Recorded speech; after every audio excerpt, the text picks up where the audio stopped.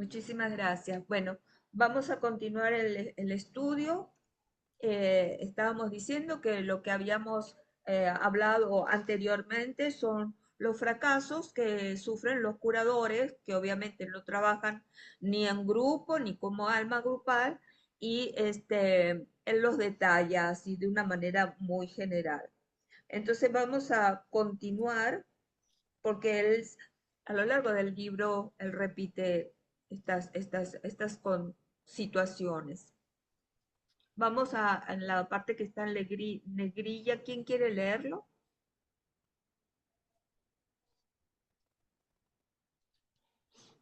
¿Puedo hacerlo yo si gustan? Mari, gracias.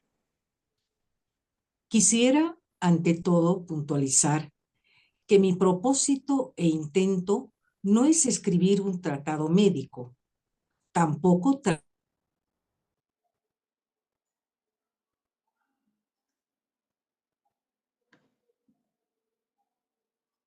incidentalmente. No detallaré los síntomas ni consideraré las muchas enfermedades con extensos nombres que caractericen a la raza de hoy. Toda esta información puede extraerse de los libros de texto comunes si se prefiere y estudiarlos si se desea, aunque personalmente no lo considero satisfactorio.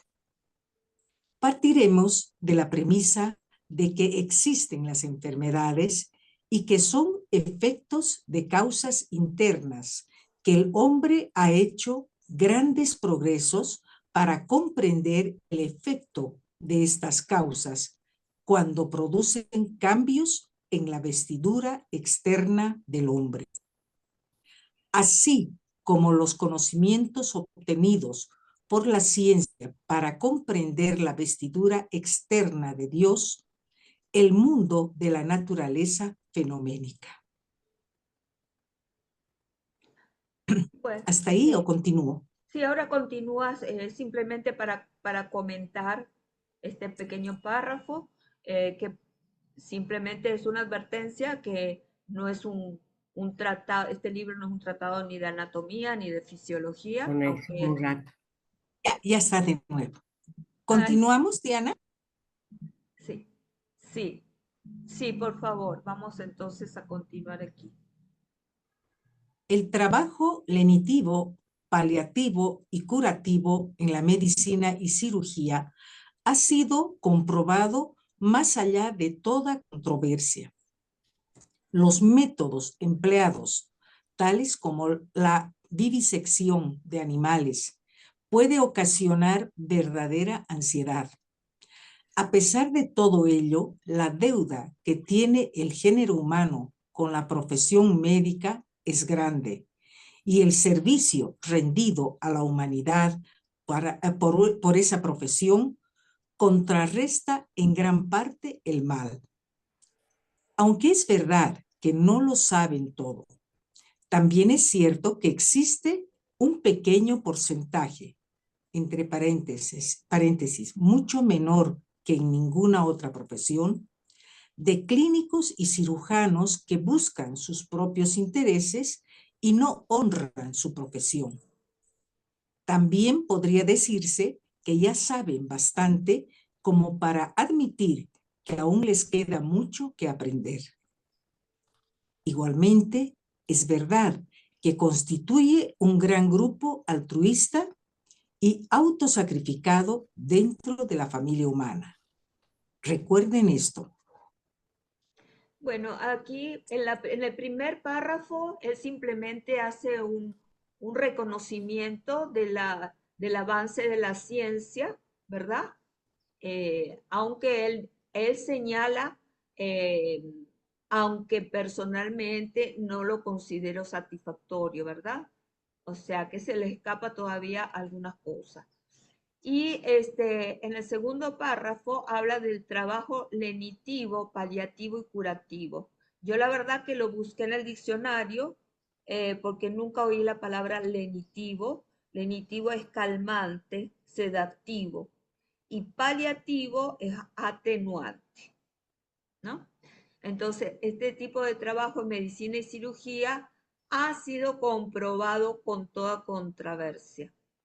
Y entonces él dice que los métodos tales como el uso de animales para hacer los experimentos genera verdadera ansiedad. Y luego dice, que es interesante, eh, que el servicio rendido por esta profesión contrarresta en gran parte el mal. Eh, Podemos pensar que contrarresta de alguna manera ese karma que ocasionamos al mundo animal, ¿no? Al matarlos o al hacerlos sufrir, ¿no? Este, y recalca que constituye un gran grupo altruista y sacrificado dentro de la familia humana, ¿no? Refiriéndose a los médicos, a los profesionales clínicos y cirujanos específicamente. ¿Quieren hacer alguna intervención con respecto a esto?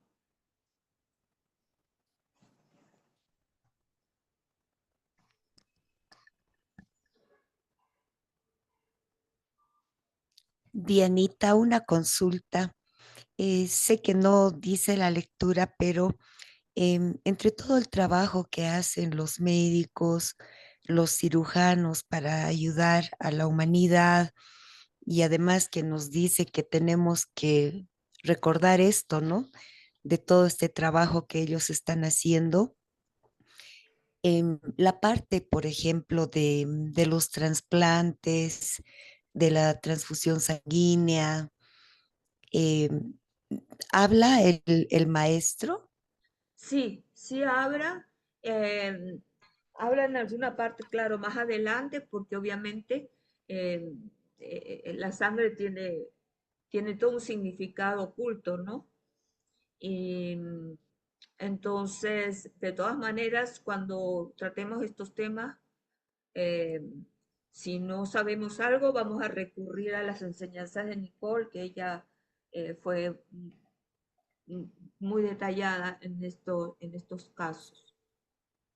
Sí. Gracias.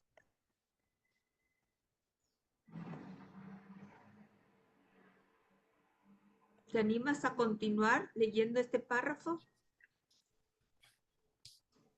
Sí, sí. Me ocuparé del aspecto subjetivo del hombre y las causas secundarias que tienen sus raíces en los cuerpos internos del hombre y en el aspecto subjetivo de la naturaleza misma. Las causas primordiales y principales, como anteriormente expliqué, no podrán ser captadas. Están más allá de la capacidad de la mente concreta. Trato de aclarar lo que el hombre debe realizar para liberarse cada vez más de la acumulación del pasado, tanto individual como grupalmente, y al hacerlo, eliminar de su cuerpo físico los gérmenes de la enfermedad. Sin embargo, ha de tener en cuenta que muchas enfermedades son de naturaleza grupal y en consecuencia inherentes a la humanidad misma.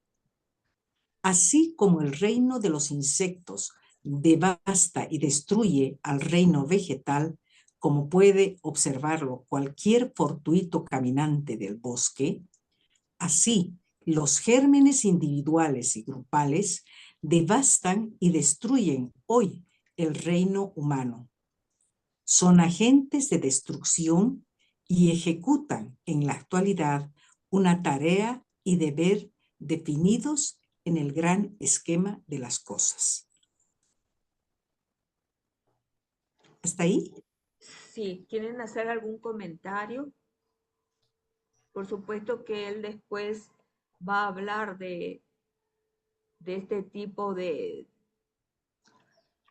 gérmenes más que traen impacto a grandes masas humanas, ¿no? Y los explica también a nivel de los rayos y otras cosas. Pero Mm, sí, quiero decir algo. sí, sí, Eh, gracias. Bueno, a mí me parece importante resaltar cómo entre líneas también se da el qué hay que hacer para liberarse de los gérmenes de la enfermedad. Y él dice liberar, eliminar del cuerpo el pasado, la acumulación del pasado. Al liberarnos de la carga del pasado, estamos liberándonos de gérmenes de la enfermedad. sí. Ahí está. Trato de aclarar lo que el hombre debe realizar para liberarse cada vez más de la acumulación del pasado. Bueno, obviamente nosotros ya tenemos unas cuantas experiencias de encarnación en la cual hemos acumulado, ¿verdad? Un karma de pasado que obviamente vamos liberándolo paulatinamente en la medida que seguimos expandiendo nuestra conciencia, entendiendo las cosas, etcétera. Sí, Dianita, lo que a mí me lleva este concepto y pues es parte de mi propio proceso de aprendizaje y conciencia y me parece muy certero. Yo sé de todo el karma y las vidas que traemos pasadas, pero nomás con el propio pasado cercano de esta nuestra vida consciente, ya es una tarea, ya es una liberación. Sí, es Y pues lo correcto. interesante es que lo hacemos consciente porque lo hemos Claro, vivido, es claro, trascender eso. claro. Mm. De hecho, si miramos hacia atrás, eh, eh, probablemente después de hacer los trabajos internos que estamos realizando, nuestros servicios, nuestro estudio, nuestra meditación, las eh, las reacciones emocionales y hasta nuestra manera de pensar, nuestras formas de pensamiento que construimos se van sutilizando, se van purificando, ¿sí? Se van acercando a, a esas cualidades espirituales o a las cualidades del alma. De manera que hasta en una misma vida eh, no somos lo mismo hace 10 o 20 años atrás de lo que eran. Bueno, a nivel físico sabemos las células mismas cómo cambian, ¿no? Y eso también, por lo menos en mi caso, lo experimento cuando me encuentro con amistades de otro tiempo, donde en otros tiempos sí coincidíamos en intereses, opiniones, y, y luego tú ves que ya uno pertenece a un mundo diferente, uno ha cambiado. Bueno, todo cambia, ¿no? Pero uno también cambia. Y uno, bueno, eh, es importante no quedarse cristalizado sobre todo en esos pensamientos que hemos construido a lo largo de la vida. Eso forma, y luego más adelante el maestro lo dirá, un obstáculo para para continuar adelante. Hasta eso mismo, la forma de pensar. Diana, eh, esto, esto que nos ha acontecido a partir del 2019 sobre las pandemias y las voces que vienen de futuras, esto podría ser la mayor prueba para uno no ingresar a ese inconsciente colectivo a través del miedo Es y correcto, es sí, el sí, ejercicio para eliminar, ¿no?, del cuerpo ese peso del pasado. sí, sí, sí. El miedo es un factor desencadenante para sucumbir a todo esto, pero eh, el miedo es muy, vamos a decir, instintivo, ¿verdad? Es un Ujú. elemento de supervivencia que aflora en nosotros. La única manera de transformarlo, porque ¿cómo lo vas a remover? Tienes que transformarlo. Es a través del conocimiento, a través del conocimiento. Ya cuando toquemos el punto de pandemias, tenemos mucho material de discípulos avanzados, donde vamos a entender muchísimas cosas y es, bueno, de alguna manera liberador el saberlas. Muchas Mm, gracias. Yo quisiera agregar Sí, que también a través de, en mi caso, por ejemplo, bueno, yo les comparto que traigo, que soy súper miedosa y mi mamá era súper nerviosa y miedosa, etcétera, etcétera, etcétera. Y, y pues bueno, yo me he propuesto, porque me lo he propuesto, eh, tener una vida más tranquila, más coherente, como le decía hoy a mi hijo, le compartía que en algún momento le dije a la hija de una amiga, yo quiero ser lo que mis pacientes dicen de mí. Ay, que tan tranquila, que cómo les transmito paz. Y yo no, aún estoy entrando en ese aprendizaje que me propuse hacerlo para mí también. Los demás lo veían en mí, yo no lo veía, no lo vivía en mí. Entonces, a través del trabajo corporal, es también una manera de desbloquear esas emociones que traemos y que nos van, a mí me van generando, y creo que la gente que trabaja cuerpo, pues por eso hacemos cuerpo, porque sentimos ese hablar del cuerpo que ha recibido todo, todo, todo. Entonces, eh, el trabajo con el cuerpo me parece que es determinante. Para mí ha sido una necesidad del alma, no sé ustedes cómo bueno, van con...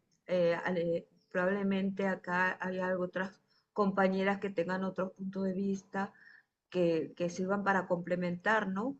Pero el maestro siempre dice que un problema se resuelve desde un plano superior, no desde el mismo plano.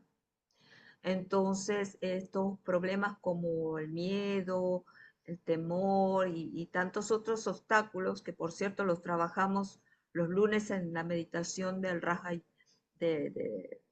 con los sutras de Patanjali, los trabajamos todos los lunes, este, siempre tenemos que hacerlo desde, desde un plano superior. Cuando eh, hacemos lo que esté dentro de nuestras posibilidades, de nuestra conciencia, de identificarnos con lo que realmente somos, que lo decimos teóricamente, pero hay que sentirlo y hay que hacerlo, hay que identificarse y ser ese alma, ¿verdad? Desde allí todo lo demás se diluye, es magia, eso es magia. No sé si alguien quiere hacer otro comentario. Bueno, buenas noches. Sí, es muy interesante el tema y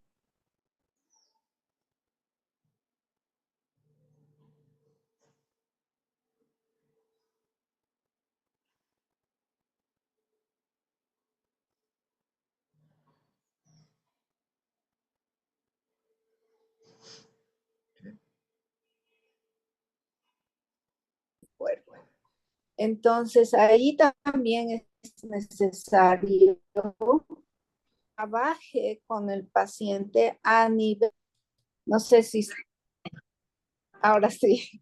Entonces, es necesario que el terapeuta también trabaje con el paciente sobre, digamos así, el desajuste que emerge, lo trabajan mentalmente y a la luz del alma se puede reajustar esa energía que está ahí, digamos, consolidada en cada músculo y en cada estructura somática, o sea, del propio cuerpo físico.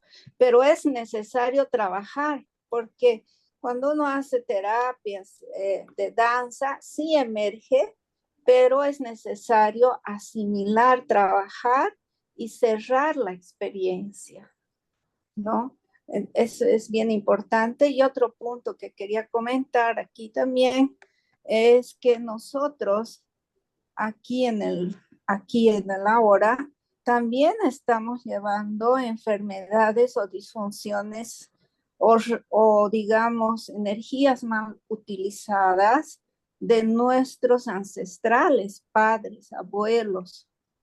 Entonces, en la medida que uno trabaja aquí estos bloqueos energéticos, también está ayudando tanto a las generaciones pasadas como a nuestros hijos en esos puntos específicos.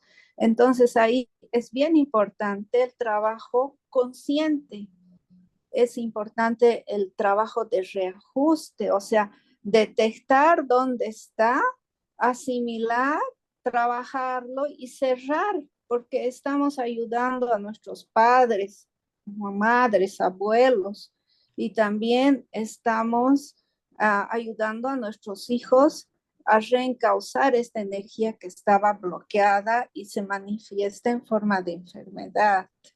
Eso quería aportar. Muy valioso. Gracias, Siham. Creo que Graciela había levantado la mano para hablar.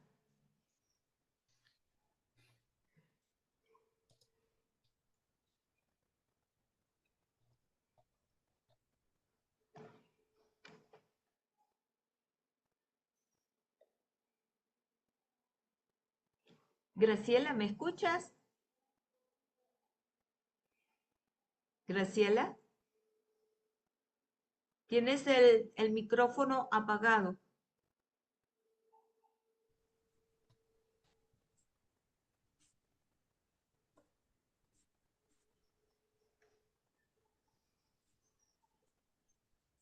Diana, no se te oye.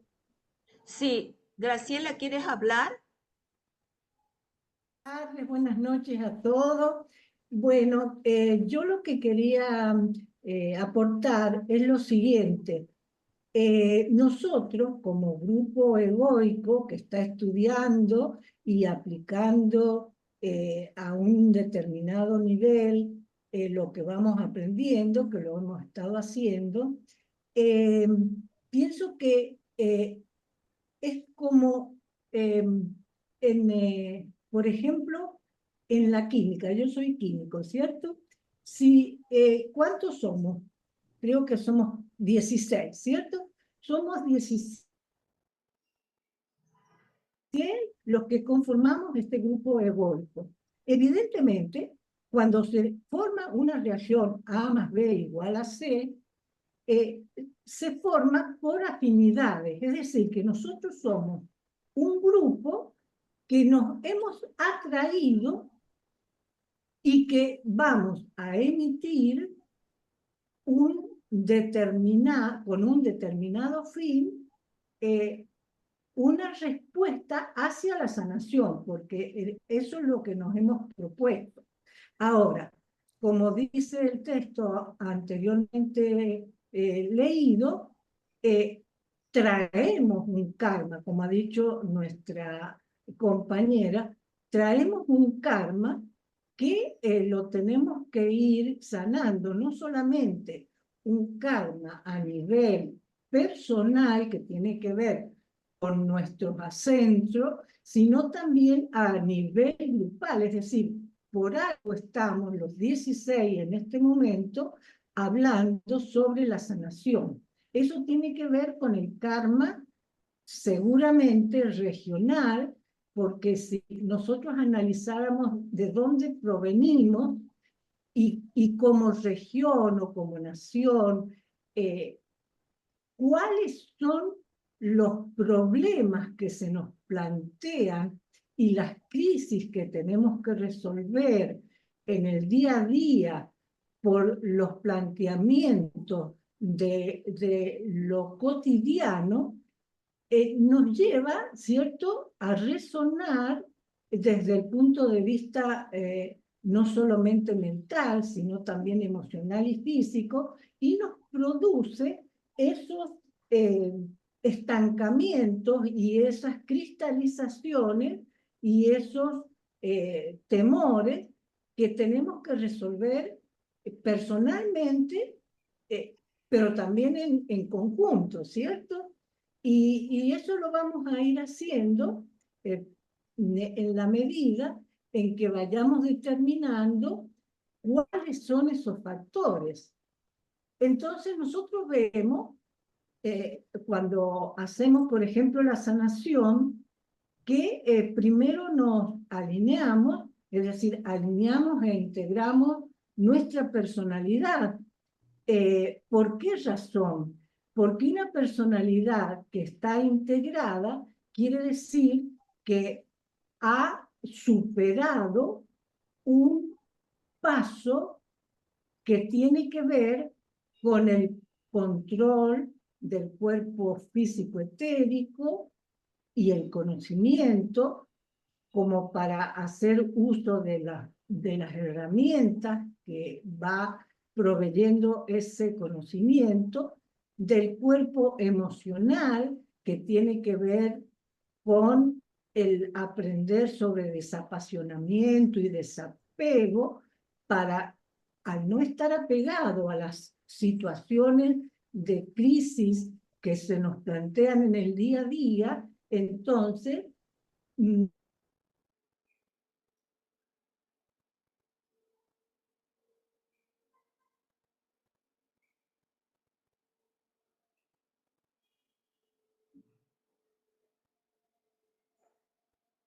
internamente y también como grupo.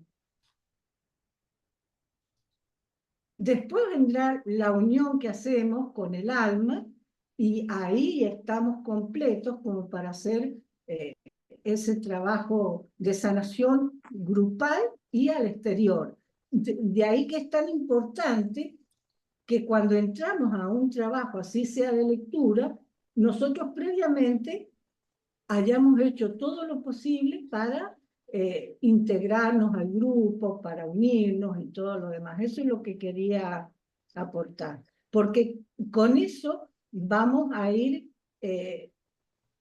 evitando generar más karma y sobrepasar el karma, siendo verdaderos canales de esa energía superior que nos va a ir sanando y por ende sanando hacia el exterior, en los lugares en donde nos encontremos. Gracias, Eso es lo que quería Graciela. aportar. Gracias, Graciela. Vamos a continuar. Sí, sí. Entonces, ¿quién quiere leer esta parte en sombrita? Leo, Dianita. Gracias.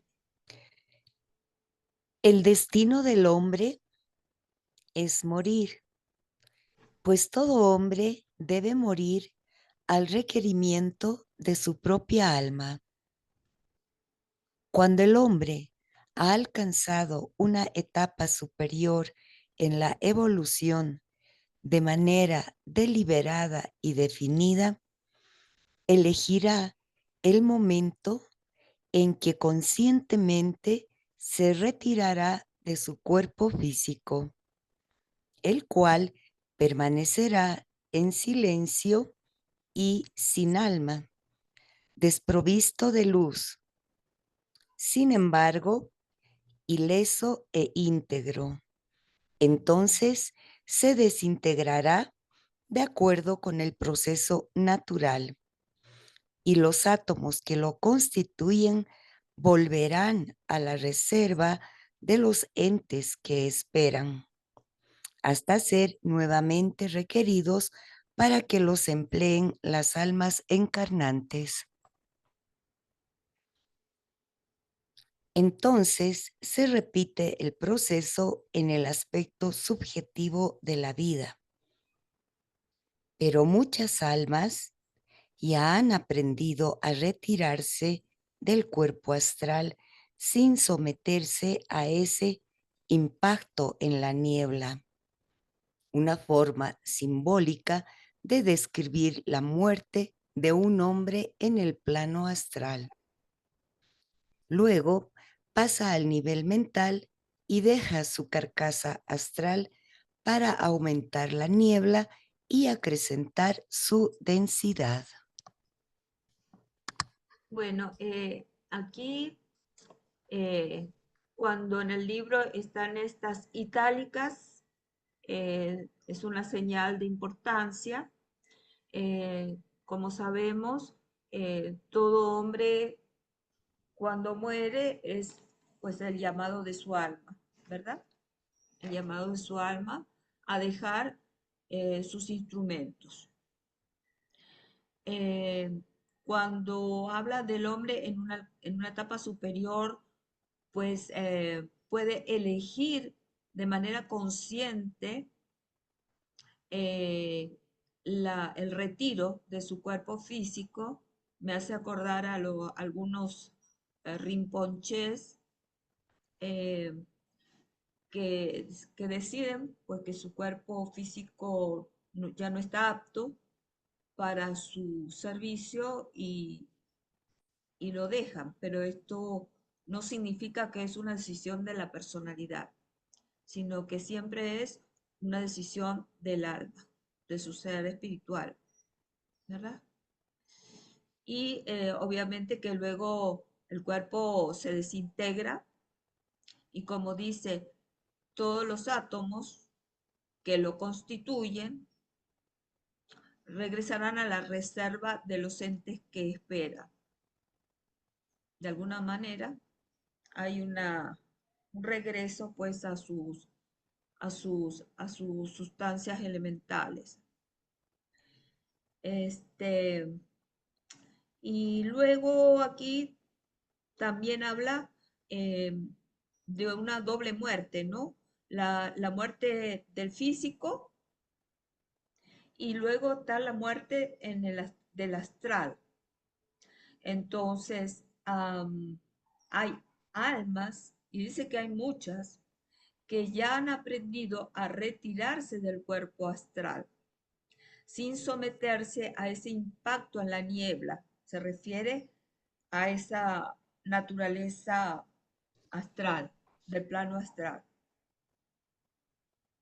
Entonces, directamente pasan al plano mental y siguen su camino de retorno hacia el hogar del Padre.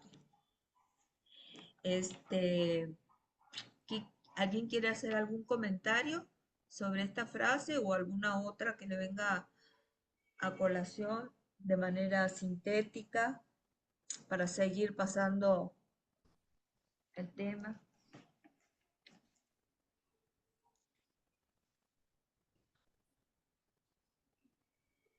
Dianita, bueno, no recuerdo en qué libro el maestro tibetano explica que a partir de los 60 años, el alma decide si va a continuar iluminando a ese ser o no, porque ve si esa persona todavía tiene esa fuerza, digamos, para seguir evolucionando. Y si el alma ve que ya no vale, digamos, seguir dándole vida, ¿cómo poder? Iluminando a ese ser, dice que se retira. O sea, la persona sigue viviendo en este plano hasta los años que tenga que vivir, pero el alma se retira a, a sus campos. No, de ninguna manera. Eso nunca lo pudo haber dicho el tibetano, Lucy. ¿Sí? Sí, de todas maneras, eh, como todos estamos aprendiendo, si lo consigues, nos lo compartes, que puede ser por el mismo chat, y todos aprendemos, Ya, ¿sí? El ya, alma, acuérdate que tiene 3 puntos de anclaje en el cuerpo, exacto. de manera de que el alma no, cuando el alma se retira, es que la persona se murió, así de simple. O sea, Ujú. ya al retirarse el alma, esa persona se murió. Y segundo, que no creo haber visto nunca que haya dicho el tibetano que a los 60 años el alma contempla si se queda o se va. No, no, o Ah, sea, a partir de, no a los 60, ¿no? Puede ser 62, pero me encantaría 65, que, sí. Ah, porque muchas veces, bueno, uno estudia y lee y todo lo que quieras, pero muchas veces a uno se le pasan por alto elementos importantes como este que estás mencionando. Entonces, Ujú. sí, te pido por favor que lo trates de localizar y lo pongas, le puedes dar un pantallazo a donde lo Claro, claro que consigas sí. y seguimos construyendo esa pregunta que tú tienes, ¿sí? Bien Ok, interesante. Dianita, lo ubico y lo comparto. Gracias. Sí, gracias. Lucía, ¿no será que yo leí en el tibetano que dice, hay una crisis, bueno, hay crisis del alma y hay crisis de la personalidad. Y Ujú. en las crisis del alma está clarito que a los 62 años, más o menos, dice él en las cartas en el Discipulado 1 o 2, más o menos a los 62 años hay una crisis muy grande del alma donde decide cuál va a ser el camino a seguir, si va a quedarse estacionada su conciencia ahí en ese nivel que consiguió esa vida o todavía si tiene fuerza para seguir abriendo su conciencia, o sea, seguir trabajando en eso.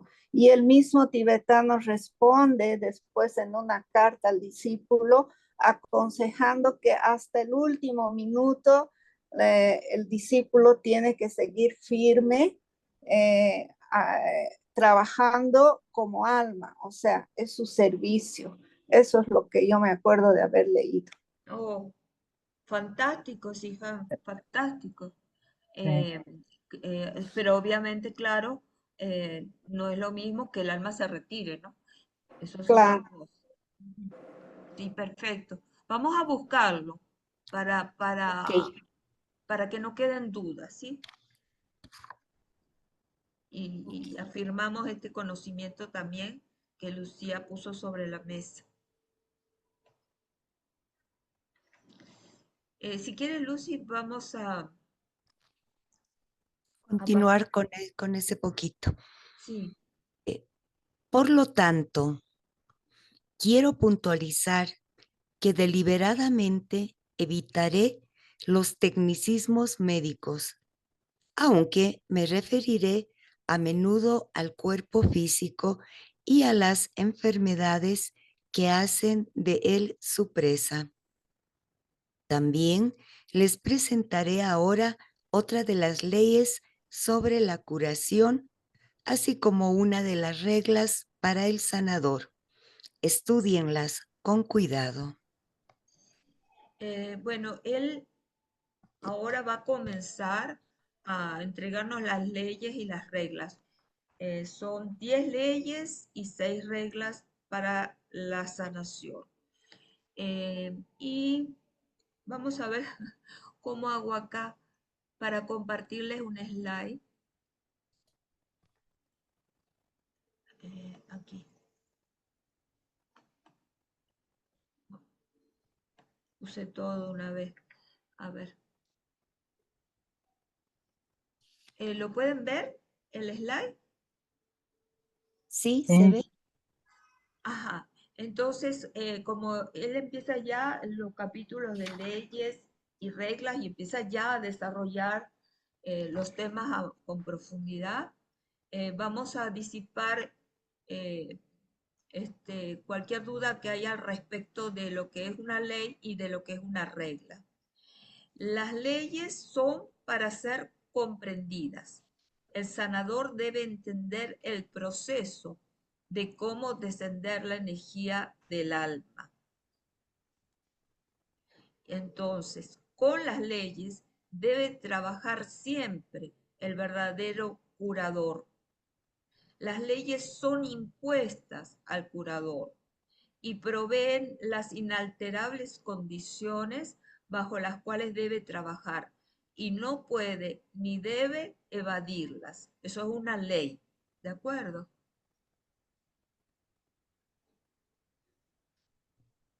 Las reglas son para ser aplicadas de manera práctica hacerlo con empeño, constancia y disciplina. Dice, las reglas se las imponen los sanadores a sí mismos y constituyen condiciones que es aconsejable seguir si se quiere tener éxito. Mucho depende de su comprensión de las reglas y de su capacidad para interpretarlas correctamente. Entonces, esto es simplemente para que lo tengamos en consideración ahora que vamos a hablar de leyes y de reglas. ¿Sí? ¿Podemos seguir? Sí, Sí. Entonces vamos con la ley 2. Si quieres, Lucy. ¿puedo? Sí, Graciela. ¿Las leo? ¿Quieren que Bueno, la ¿cómo lea yo? no? Ley 2. Ajá. Bien.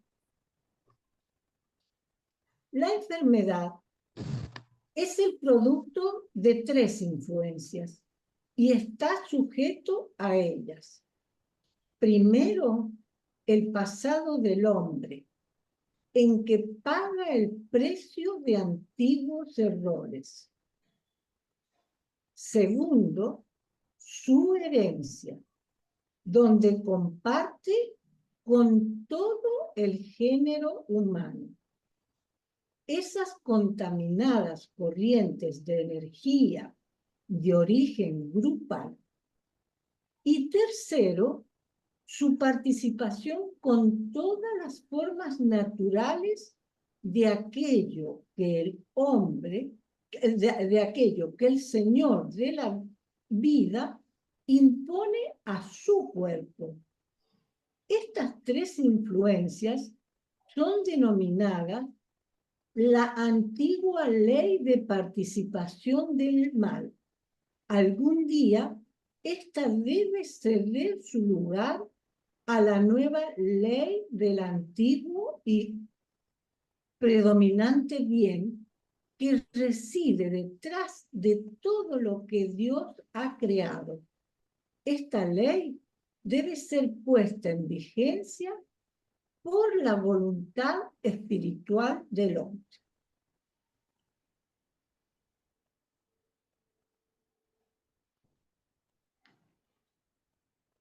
Bueno,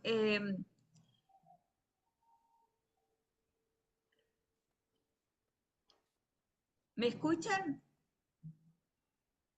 ¿Me pueden Sí, escuchar? Diana. Sí. Sí. Acá habla de que la enfermedad es producto de 3 influencias y estas 3 influencias que él nombra, bueno, acá la volví a repetir en azul, pero es lo mismo, el pasado del hombre con las consecuencias kármicas, la herencia con toda la raza humana, por ejemplo, y su participación con todas las formas naturales de aquello que el Señor de la vida, que es la mónada, impone a su cuerpo, ¿verdad? Estos 3 tipos de energía, dice en el libro más adelante, constituyen la antigua ley de participación del mal. ¿Sí? Este es un concepto que solamente lo nombra una vez, no hay más información al respecto. Y después, bueno, la misma ley 2 dice que esta ley de participación del mal dará tiempo a la ley del antiguo y predominante bien, ¿verdad? Que radica detrás de todo lo que Dios ha creado y será puesto en vigencia por la voluntad espiritual del hombre. O sea, estamos hablando de una conciencia iluminada por su alma y probablemente eh, alineada con su tríada espiritual. Eh, vamos a seguir adelante porque habla en general sobre las leyes antes de entrar en la regla. Entonces, esta es la ley 2 y él continúa hablando sobre la ley de manera general. ¿Quieres continuar, Graciela? Sí, sí, cómo no. ¿Qué es una ley? Es la imposición sobre las cosas más insignificantes y más importantes de la voluntad y el propósito de aquello que es superlativamente grandioso. Por lo tanto, está más allá del conocimiento del hombre. El hombre, algún día, debe aprender que todas las leyes de la naturaleza tienen su contraparte superior y espiritual, y en breve nos ocuparemos de ellas. Nuestras leyes aún son secundarias y por ser leyes de la vida grupal, rigen los reinos de la naturaleza y se expresan para el reino humano por medio de la mente, de la naturaleza emocional y de un agente del plano físico. No pretendo en este breve tratado elucidar las leyes primarias, solo las menciono. Y en el futuro, lo cual depende de ciertos factores todavía no desarrollados, me ocuparé de ellas. La tercera parte de este tratado está destinada a las leyes básicas de la curación, las cuales no se refieren a las leyes mencionadas, sino a los aspectos prácticos del arte de curar. Sí, entonces él hace aquí mención a las leyes de la naturaleza, ¿verdad? Em, a las leyes, a nuestras leyes, como él se refiere, que son secundarias. Hay leyes cósmicas, hay leyes sistémicas. Él no se va a referir a eso, sino que se va a ocupar de 10 leyes destinadas para la curación, de la cual acabamos de leer la segunda ley, que simplemente indica el origen de las enfermedades.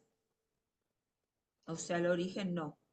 El producto de que la enfermedad es el producto de tres influencias: el pasado del hombre, la herencia y la participación de las formas de todo lo que la mónada se impone a su cuerpo, ¿no?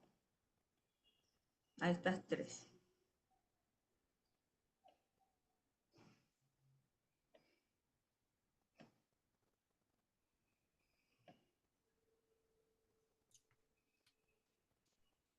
¿Esto lo leímos? ¿Esto lo leímos? Sí, Sí. Sí, Ah. Dianita, sí. Entonces vamos a la segunda regla. Ya, él a veces pone una ley y una o dos o tres reglas que corresponden o que hacen resonancia con la ley que acaba de mencionar, y a veces no. En este caso tenemos la ley 2 y su afinidad con la regla 2. A ver. Vamos a entonces hablar de la regla 2. Graciela, si quieres continuar. Sí. Regla 2. El curador debe adquirir pureza magnética a través de la pureza de la vida. Debe lograr esa dispersiva irradiación que se manifiesta en todo hombre que ha vinculado los centros de la cabeza. Cuando se ha establecido tal campo magnético, entonces surge la irradiación.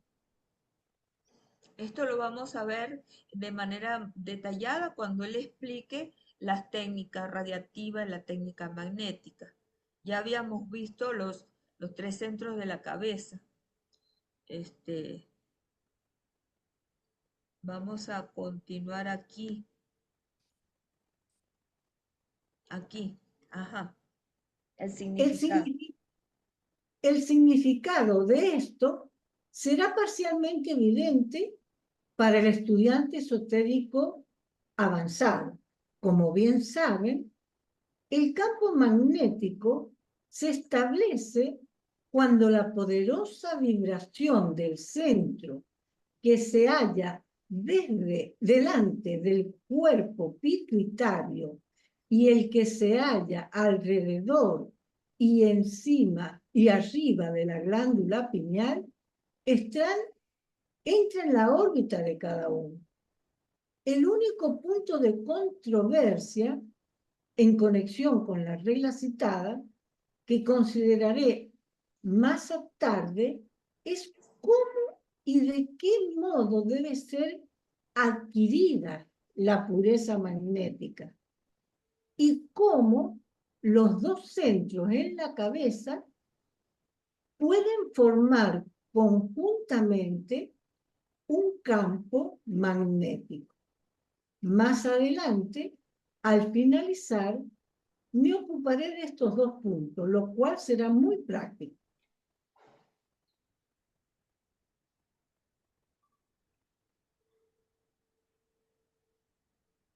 Continuamos. ¿Continuamos o producimos una pequeña reflexión respecto de esto? Sí, me gustaría ver si puedo conseguir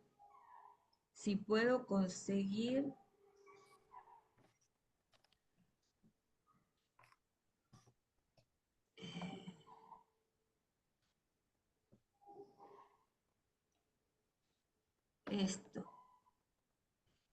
¿Lo ven? ¿Ven la Hay sí, muy chiquitito. Es muy chiquitito ahí en el costado derecho. ahora? No, no se amplía. Igual. Sí, igual. Es Vamos a ver. interesante. Sí. A ver ahí.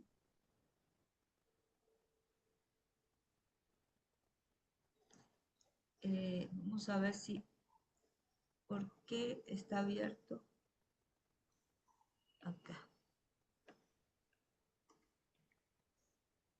Zoom. A ver si ahora lo puedo compartir.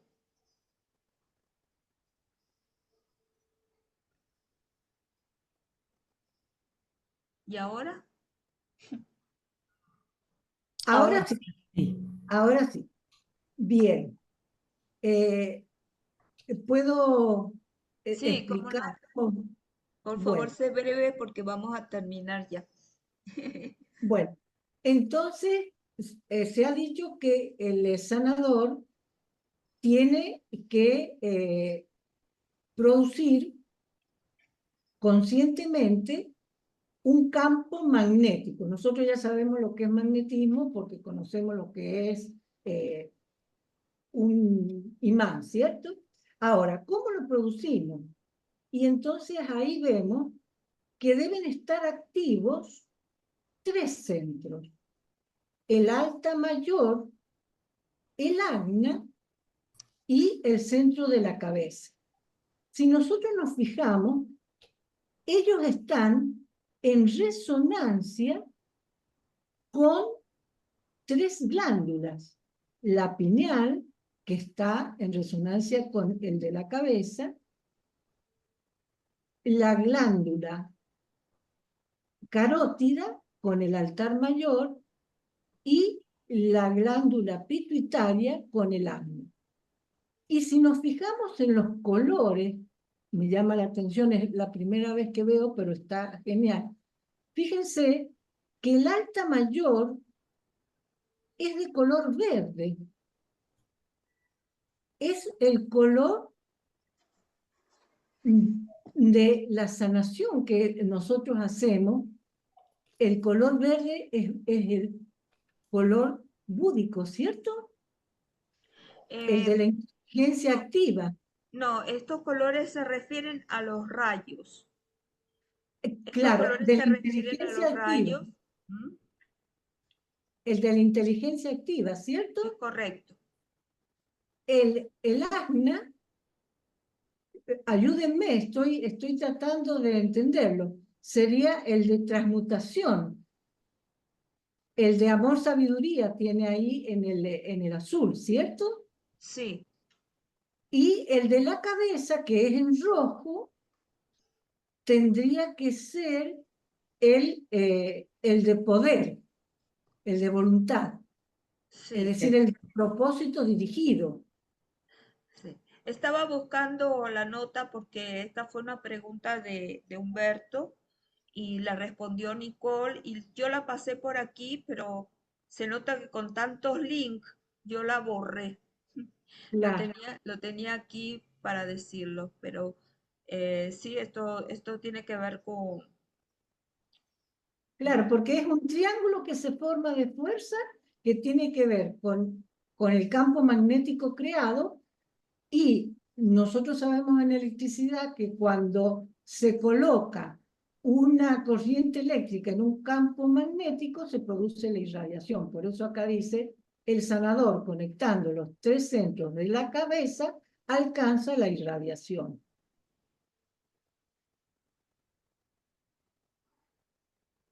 No sé así si es. me han entendido. Sí, así es, así es. Porque cuando, no sé si ustedes conocen el tema, cuando una corriente eléctrica pasa a través de un circuito y va generándose entonces un campo magnético, y ese campo magnético genera a su vez el campo irradiatorio, que nosotros lo orientamos a través del AGNA hacia el fin específico de la sanación como, eh, como grupo egoico sanador. Es como lo interpreto yo, ¿eh? Sí, es así. De todas maneras, sobre esto obviamente va a entrar el maestro en detalle, como dice, más adelante me ocuparé de estos puntos que de Claro, manera muy seguro. práctico, porque forma parte de la técnica. Ah, ya nos pasamos de la hora. Me parece que la hora pasa demasiado rápido. Sí, la verdad. Entonces, bueno, vamos a quedarnos aquí. Vamos a repetir entonces en la próxima clase la regla 2. Si hay alguien que quiera decir algo con respecto a lo que hemos estado hablando, tanto de la ley 2 también.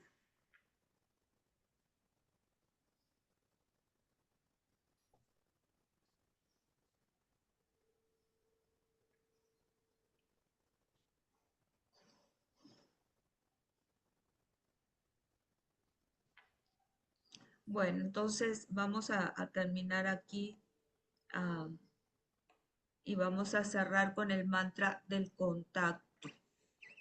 ¿Quién lo quiere decir? Yo lo digo. Gracias. Mantra de contacto. Conocemos, oh Señor de vida y amor, la necesidad. Conmueve nuevamente nuestros corazones con amor para que nosotros también podamos amar y dar. Oh.